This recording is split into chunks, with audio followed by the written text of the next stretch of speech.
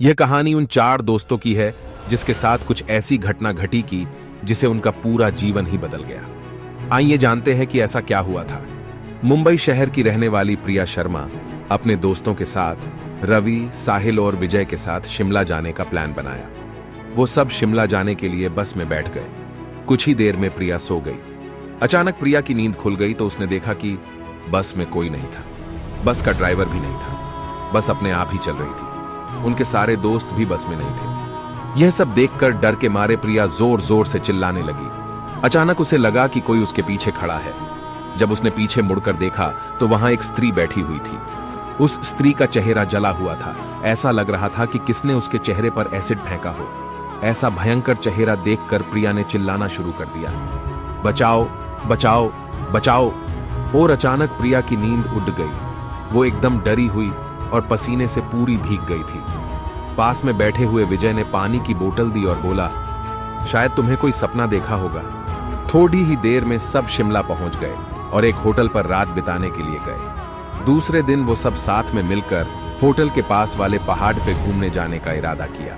करीबन आधे घंटे में वो सब पहाड़ की सबसे ऊंची शिखर पर पहुंच गए। वहीं से नीचे देखने पर घने लीलेछम पेड़ पौधे काफी सुंदर दिख रहे थे। अचानक साहिल चौंक गया और बोला, नीचे देखो, कोई खड़ा है, लगता है कोई स्त्री है। विजय और रवि भी देखने लगे लेकिन उन्हें कोई दिख नहीं रहा था और बोले, तू पागल हो गया है क्या? इस घने जंगल में कोई स्त्री कैसे आ सकती है? तुम्हें शायद कोई भ्रम हुआ होगा। उसके बाद वह सब खुली जगह पर चले गए। रात होने वाली थी इसलिए वह सब ने पहाड़ पर ही रुकने का निर्णय किया। इसलिए उन सब ने वहां पर ही तंबू लगाया और खाने पीने के लिए सामान बाहर निकाला। प्रिया की बैग तंबू के बाहर थी इसलिए वह लेने के लिए बाहर गई तो वहां पर उसे किसी की आवाज सुनाई दी। प्रिया उस आवाज की ओर अपनी नजर घूम आती है तो उन्हें सामने से कोई 3 आदमी आते हुए दिख रहे थे। उनके हाथ में धारदार हथियार देखकर प्रिया डर जाती है और दौड़ के तंबू के अंदर आ जाती है। उसने अपने दोस्तों से भी यह बात की लेकिन कोई उसकी बातों पर विश्वास नहीं कर रहे थे। प्रिया चिल्लाकर बोली, आप सब पागल हो गए हो क्या?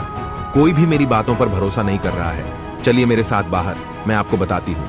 वो सभी बाहर आके शिखर की टोच से नीचे देखने लगते हैं। उतने में ही उन सभी को लगता है कि कोई 3 लोग उनकी ओर बढ़ रहे हैं। ये सब देखकर वो सभी डर जाते हैं और तुरंत ही अपना अपना सामान समेटने लगते हैं और बड़े से पत्थर के पीछे जाके छुप जाते हैं। थोड़ी ही देर में वो सब ऊपर आ जाते हैं। प्रिया देख रही है कि उनके हाथ, पैर और सिर आम आदमी जैसे बिल्कुल नहीं थे। वो सब एक जगह पे बैठ जाते हैं और कुछ तांत्रिक विद्या शुरू करते हैं। उनमें से एक आदमी अपनी हाथों की उंगली को काट देता है लेकिन अंधेरे की वजह से उन्हें कुछ भी ठीक से दिखाई नहीं देता है। अचानक उन चारों ने देखा कि एक औरत उन आदमियों के बीच में आके लेट जाती है। कोई नहीं जानता कि आखिर वो औरत वहां पे पहुंची कैसे। प्रिया ने कहा, मुझे कुछ समझ नहीं आ रहा है। आखिर ये सब हो क्या रहा है? मुझे बहुत ही डर लग रहा है। एक के बाद एक वो तीनों उस औरत को सूंघने लगे। वहीं पे अचानक उस औरत ने अपनी उंगली उठाई और हमारी तरफ इशारा करने लगी। हम सब डर गए। वो तीनों उस औरत को छोड़कर हमारी ओर बढ़ने लगे। हम सब पहाड़ी से नीचे होटल की ओर दौड़ने लगे। हमारी आवाज सुनकर वो तीनों हमारी ओर दौड़ने लगे।